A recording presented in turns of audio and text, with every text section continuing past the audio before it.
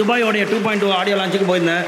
பாம்பேயில் இருக்கிற அந்த ஃபஸ்ட்டு இதுக்கும் போய் பார்த்துருந்தேன். ஸோ அவர் எட்டி நின்னே பார்த்தது விக்னேஷோடைய ஈவெண்ட்டில் தான் பக்கத்தில் பார்த்தது. பேட்டா ஆடியோ லான்ச் காலேஜில் நடந்தது. அதை முடிச்சுட்டு அவன் கதறினான் பாருங்க, ஒரு கதறு, வாழ்க்கை பிரதிபலனை அடைந்து விட்டேன் அப்படின்னு அந்த சந்தோஷம் பூரிச்சு இட் இஸ் பின். அதையும் அவர் acknowledge பண்ணாருங்க. He is a man of greatness and he is a man of inspiration. We want you to see in many more movies, sir. Keep entertaining us, keep inspiring us. So Sasikumar sir, welcome. அந்த audio லான்ச்சில் நீங்களும் இருந்தீங்க. அவர் கொடுத்த அங்கீகாரம் அங்கே விஜய் சேதுபதி அன்னைக்கு ஈவெண்ட்டுக்கு வர மாதிரி இல்லை. அதெல்லாம் வரலன்னா தலைவருடைய தரிசனம் இல்லாமல் போயிடும். நீங்கள் வரலன்னா தப்புனா அப்போ ஒரு பெரிய படம் ஒன்று பண்ணிட்டு இருந்தார்.